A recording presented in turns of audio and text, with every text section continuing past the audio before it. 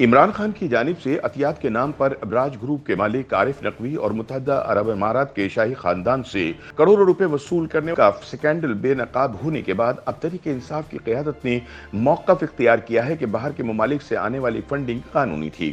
یعنی P T I کی قیادت نے پہلی مرتبہ اکبر ایس بابر کی جانب سے لگائے گئے فارن فنڈنگ کے الزام کو قبول کر لیا ہے۔ برطانوی جریدے فائنینشل ٹائم میں تحریک انصاف کو غیر ملکی فنڈنگ بارے تحقیقاتی رپورٹ شائع ہونے کے بعد فواد چودھری نے کہا کہ برطانیہ سے ہونے والی فنڈنگ غیر قانونی نہیں بلکہ قانونی ہے، تاہم وہ یہ دعویٰ کرتے ہوئے بھول گئے کہ پاکستانی قوانین کے مطابق کوئی بھی سیاسی جماعت غیر ممالک سے ایک پیسے کی فنڈنگ بھی نہیں لے سکتی۔ لیکن فواد چودھری کا کہنا تھا کہ عارف نقوی نے الیکشن کمیشن میں بھی ایک بیان حلفی جمع کروا رکھا ہے جس میں ان کی جانب سے ہونے والی فنڈنگ کو قانونی قرار دیا گیا تھا، تاہم فواد چودھری بھول گئے کہ یہ فیصلہ عارف نقوی نے نہیں بلکہ الیکشن کمیشن نے کرنا ہے کہ باہر سے آنے والی فنڈنگ قانونی ہے یا غیر قانونی۔ جب فواد چودھری کو یہی سوال کیا گیا کہ برطانیہ سے آنے والی فنڈنگ بارے وہ یہ فیصلہ کیسے کر سکتے ہیں کہ وہ قانونی تھی یا غیر قانونی، تو انہوں نے جواب دیا کہ اگر کوئی غیر قانونی کام ہوا ہے تو معاملہ عارف نقوی اور برطانوی حکام کے درمیان ہے اور اس کا عمران خان اور ان کی تحریک انصاف سے کوئی تعلق نہیں بنتا۔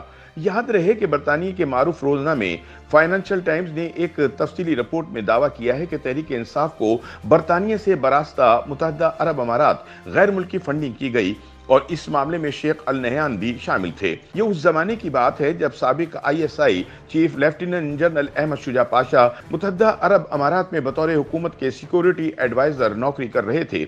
شجاع پاشا اور ظہیر الاسلام کو عمران خان نامی عسکری بورڈ کا معمار بھی قرار دیا جاتا ہے۔ فائنینشل ٹائمز کی رپورٹ میں دعویٰ کیا گیا کہ برطانیہ میں فنڈز اکٹھا کرنے کے لیے T20 میچ کروائے گئے جن میں عمران بھی شریک ہوئے۔ دیگر ذرائع سے بھی حاصل کی جانے والی رقم پی ٹی آئی کو منتقل کی گئی۔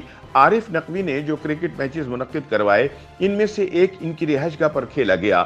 میچ کے بعد دی گئی دعوت میں عمران خان سمیت سینکڑوں بینکرز، وکلاء اور سرمایہ کاروں نے شرکت کی اور تحریک انصاف کے لیے فنڈ دیے۔ برطانوی اخبار کے مطابق عارف نقوی 2012 سے 2014 تک ووٹن T20 کے صدر رہے۔ ووٹن پیلس پہ کھیلے جانے والے میچ کے لیے مہمانوں کو فلاحی مقاصد کے لیے 200 سے 2500 پاؤنڈ کے درمیان ادائیگی کا کہا گیا۔ برطانیہ میں ہر سال موسم گرما میں ایسے چیریٹی فنڈز ریزر منعقد کیے جاتے ہیں۔ فائنینشل ٹائم کی رپورٹ میں کہا گیا ہے کہ 55 کروڑ سے زائد کی رقم ووٹن کرکٹ لمیٹڈ کو دی گئی، جو دراصل کیمن آئی لینڈز میں رجسٹرڈ کمپنی تھی جس کے مالک عارف نقوی تھے۔ یہ رقم پی ٹی آئی کو فنڈ دینے کے لیے استعمال کی گئی۔ رپورٹ میں دعویٰ کیا گیا ہے کہ ووٹن کرکٹ کو کئی کمپنیوں اور افراد نے لاکھوں ڈالرز کے فنڈز دیے، جبکہ ابو ظہبی کے شاہی خاندان کے ایک وزیر نے بھی 20 لاکھ پاؤنڈ بطور عطیہ دیے۔ برطانوی اخبار کا کہنا ہے کہ کراچی میں طارق شفیع کے ذاتی اکاؤنٹ، لاہور میں انصاف ٹرسٹ کے اکاؤنٹ میں رقم بھیجنے کی تجویز دی گئی۔ عارف نقوی نے متعلقہ فرد کو کہا کہ پی ٹی آئی کو 12 لاکھ ڈالرز بھیجیں لیکن کسی کو نہ بتائیں کہ فنڈز کہاں سے آ رہے ہیں اور کون حصہ ڈال رہا ہے۔ لیکن فواد چودھری نے کہا کہ اوورسیز پاکستانی تحریک انصاف کو ویسے ہی فنڈنگ کرتے ہیں جیسے اوورسیز پاکستانی ملک کو سپورٹ کرتے ہیں۔